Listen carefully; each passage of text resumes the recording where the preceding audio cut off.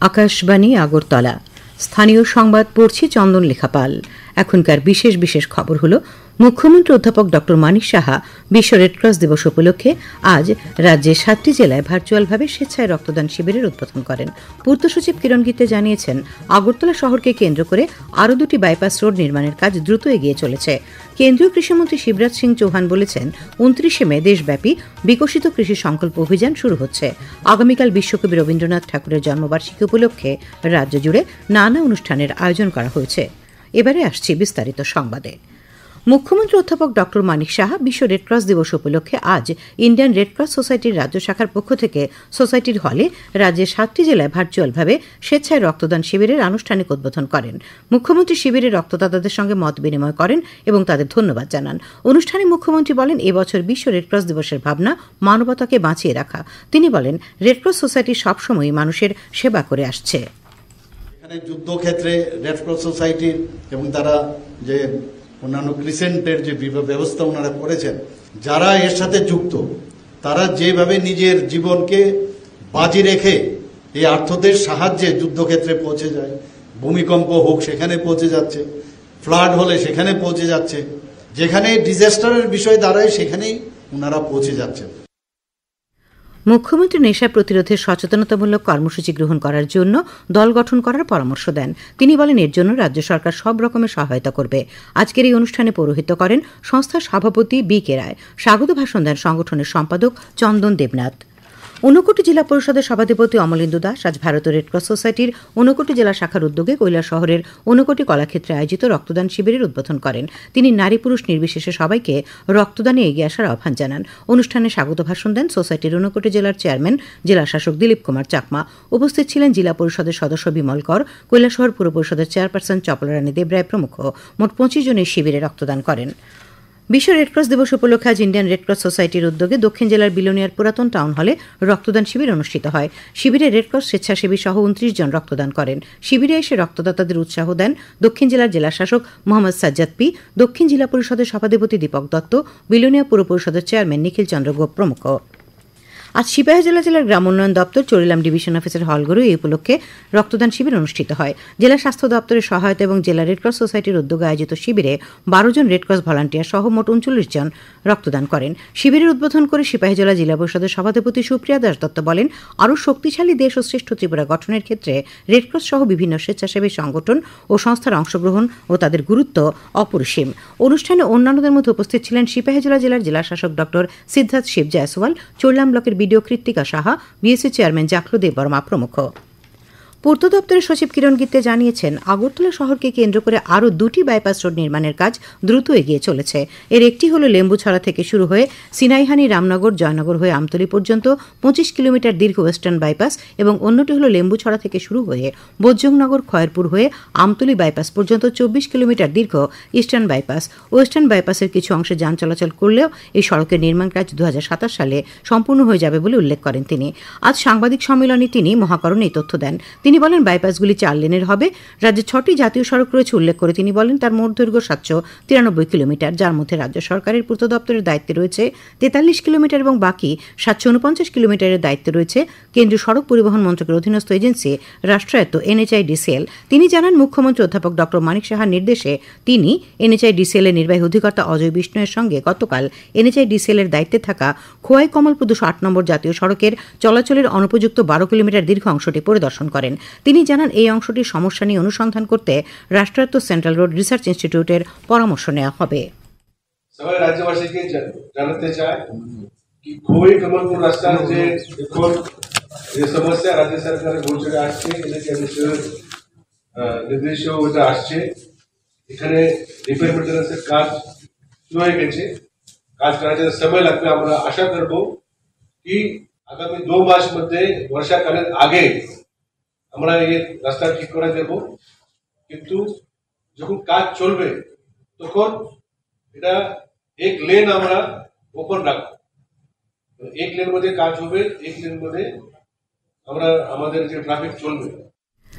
ইসরোর চেয়ারম্যান ড ভি নারায়ণন আগামী 11 মে আগরতলায় ফিশারি কলেজে কেন্দ্রীয় কৃষি বিশ্ববিদ্যালয় মণিপুরের ৫ম সমাবর্তন অনুষ্ঠানের উদ্বোধন করবেন। আজ আগরতলায় সাংবাদিক সম্মেলনে কথা জানান ফিশারি কলেজের ডিন ড এবি প্যাটেল। তিনি জানান, এর আগে আগামীকাল 10 মে দেশ বিদেশের বিশেষজ্ঞরা 14টি বিষয়ের উপর আলোচনায় অংশ নেবেন। আয়োজন করা হবে উদ্ভাবনী বিষয়ে প্রদর্শনীরও। খবর প্রচারিত হচ্ছে আকাশবাণীর আগরতলা কেন্দ্র থেকে। আকাশবাণীর সংবাদের আপডেট পেতে লগ ইন করুন www.newsonair.com এবং নিউজ অন এয়ার অ্যাপ এবং টুইটার ও ফেসবুক প্ল্যাটফর্মে এআইআর নিউজ অ্যালার্টসে। ইউটিউবে লক্ষ্য রাখুন নিউজ অন এয়ার অফিসিয়ালে। এছাড়াও আকাশবাণী আগরতলার সংবাদের আপডেট পেতে দেখুন টুইটার বা এক্স হ্যান্ডেলে আকাশবাণী নিউজ আগরতলা, ফেসবুকে এআইআর নিউজ আগরতলা এবং ইউটিউবে আকাশবাণী নিউজ আগরতলা। কেন্দ্রীয় কৃষিমন্ত্রী শিবরাজ সিং চৌহান আজ বলেছেন যে কৃষকদের মধ্যে আধুনিক প্রযুক্তি এবং নতুন বীজের জাত সম্পর্কে সচেতনতা তৈরি করার জন্য আগামী 29 মে থেকে 12 জুন পর্যন্ত দেশব্যাপী বিকশিত কৃষি সংকল্প অভিযান শুরু করা হবে। নতুন দিল্লিতে জাতীয় কৃষি সম্মেলন খরিফ অভিযান 2025-এ ভাষণ দেওয়ার সময় শ্রী চৌহান এই ঘোষণা করেন।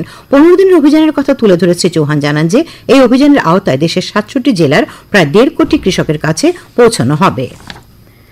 প্রধানমন্ত্রী নরেন্দ্র মোদীর সভাপতিত্বে আজ একটি উচ্চ পর্যায়ের বৈঠকে বিভিন্ন মন্ত্রক ও বিভাগের সচিবদের সঙ্গে জাতীয় নিরাপত্তা সংক্রান্ত সাম্প্রতিক ঘটনাবলীর পরিপ্রেক্ষিতে জাতীয় প্রস্তুতি এবং আন্তঃমন্ত্রক সমন্বয়ের পর্যালোচনা করা হয়। বৈঠকে শ্রী মোদী কর্মকাণ্ডের ধারাবাহিকতা এবং প্রাতিষ্ঠানিক স্থিতিস্থাপকতা বজায় রাখার জন্য মন্ত্রক এবং সংস্থাগুলির মধ্যে নিরবচ্ছিন্ন সমন্বয়ের প্রয়োজনীয়তার উপর জোর দেন। তিনি বর্তমান পরিস্থিতি মোকাবেলায় মন্ত্রকগুলির পরিকল্পনা এবং প্রস্তুতিও পর্যালোচনা করেন। বৈঠকে নাগরিক প্রতিরক্ষা ব্যবস্থা শক্তিশালী করা, ভুল তথ্য এবং ভুয়া খবর মোকাবেলার প্রচেষ্টা এবং গুরুত্বপূর্ণ পরিকাঠামোর সুরক্ষা নিশ্চিত করার উপর গুরুত্ব আরোপ করা হয়। আজ সকল রাজনৈতিক দলের নেতারা সন্ত্রাসবাদের বিরুদ্ধে প্রতিশোধমূলক পদক্ষেপের জন্য ভারতীয় সশস্ত্র বাহিনীর বীরত্বের প্রশংসা করেছেন এবং অপারেশন সিন্দুর নিয়ে সর্বদলীয় বৈঠকে একসঙ্গে তাদের সমর্থন জানিয়েছেন। প্রতিরক্ষামন্ত্রী রাজনাথ সিং এর সভাপতিত্বে নতুন দিল্লির সংসদ ভবনে আয়োজিত বৈঠকে শ্রী সিং পাকিস্তান এবং পাক অধিকৃত জম্মু ও কাশ্মীরের 9টি সন্ত্রাসী ঘাঁটিতে ভারত যে অভিযান চালিয়েছে সে সম্পর্কে নেতৃবৃন্দকে অবহিত করেন। বৈঠকের পর সংসদীয় বিষয়ক মন্ত্রী কিরেন রিজিজু সাংবাদিকদের জানান, বৈঠকে প্রত্যেক নেতা বলেছেন দেশ বর্তমানে যে প্রধান চ্যালেঞ্জের মুখোমুখি এই সংকটময় সময়ে রাজনীতির কোনো স্থান নেই। শ্রী রিজিজু জানান যে অপারেশন সিন্দুর এখনো চলছে। गौरव का एहसास सबको हुआ है और सबने एकजुट में कहा है कि सरकार का हर निर्णय को साथ देंगे, सेना के हर कार्रवाई को साथ देंगे और कोई इसमें विरोधाभास नहीं है। एक दो मुद्दे सुझाव भी आए हैं। एमपीज ने अपने अपने जो कंसर्न्स को भी बताया कि लड़ाई का हालात में और इस तरह का जो कोई बड़ी घटना होती है तो हमको सतर्क रहना चाहिए। तो ये सब सुझाव भी लिया है और सब पॉलिटिकल पार्टीज ने ये चीज भी बताया कि पूरा देश, सिर्फ पॉलिटिकल पार्टीज ही नहीं, पूरा देश एक साथ है, ये भी सबने बताया। আগামীকাল 25শে বৈশাখ বিশ্বকবি রবীন্দ্রনাথ ঠাকুরের জন্মদিন। এ উপলক্ষে রাজ্য জুড়ে নানা অনুষ্ঠানের আয়োজন করা হয়েছে। তথ্য সংস্কৃতি দপ্তরের উদ্যোগে আগামীকাল সকালে রাজধানীর রবীন্দ্রকাননে কবিপ্রণাম অনুষ্ঠানের আয়োজন করা হয়েছে। ছন্দনীর সাংস্কৃতিক সংস্থার উদ্যোগে শহরের রবীন্দ্র শতবার্ষিকী ভবন প্রাঙ্গণেও রবি কবির জন্মদিন উপলক্ষে অনুষ্ঠানের আয়োজন রয়েছে। বাংলা সংস্কৃতি বলয় আগরতলা সংসদ আগামীকাল রবীন্দ্র জন্মজয়ন্তী উপলক্ষে প্রভাত ফেরির আয়োজন করেছে। রাজধানীর উজ্জয়ন্ত প্রাসাদের সামনে থেকে প্রভাত ফেরি শুরু হয়ে শহরের বিভিন্ন পথ পরিক্রমা করে উমাকান্ত একাডেমি প্রাঙ্গণে রবীন্দ্রনাথ ঠাকুরের মর্মর মূর্তির পাদদেশে গিয়ে শেষ হবে। আগরতলা শহরের শতাধিক সাংস্কৃতিক সংস্থা এই শোভাযাত্রায় অংশগ্রহণ করবে বলে জানান সংসদের আগরতলা শাখার সম্পাদক দেবাশিস ভট্টাচার্য। তিনি বলেন, এই প্রভাত ফেরিতে থাকবে নানা সাংস্কৃতিক অনুষ্ঠান সম্পর্কিত ট্যাবলো। তিনি জানিয়েছেন, বাংলা সংস্কৃতি বলয়ের বাংলা সাপ্তাহিক সংস্কৃতি হাট বিরামহীন 75 রবিবারে পা রাখবে আগামী রবিবার। সেখানে রবীন্দ্র উৎসব পালিত হবে। পাকিস্তানের বেশ কয়েকটি স্থানে ভারতের সশস্ত্র বাহিনী আজ সকালে বিমান প্রতিরক্ষা রাডার এবং সিস্টেমগুলিকে লক্ষ্য করে হামলা চালায়। প্রতিরক্ষা মন্ত্রক জানিয়েছে, লাহোরে অবস্থিত একটি বিমান প্রতিরক্ষা ব্যবস্থাকে নিষ্ক্রিয় করা হয়েছে বলে জানা গেছে। পাকিস্তান গতরাতে ড্রোন এবং ক্ষেপণাস্ত্র ব্যবহার করে উত্তর ও পশ্চিম ভারতের অবন্তিপুরা, শ্রীনগর, জম্মু, পাঠানকোট, অমৃতসর, কাপুরথালা, জলন্ধর, লুধিয়ানা, আদমপুর, ভাটিন্ডা, চণ্ডীগড়, নাল, ফালুদি, উত্তরলা এবং ভুজ সহ বেশ কয়েকটি সামরিক লক্ষ্যবস্তুতে হামলা চালানোর চেষ্টা করেছিল। ইন্টিগ্রেটেড কাউন্টার, ইউএস গ্রিড এবং বিমান প্রতিরক্ষা ব্যবস্থা দ্বারা সেগুলি বলে নিষ্ক্রিয় করা হয়েছে।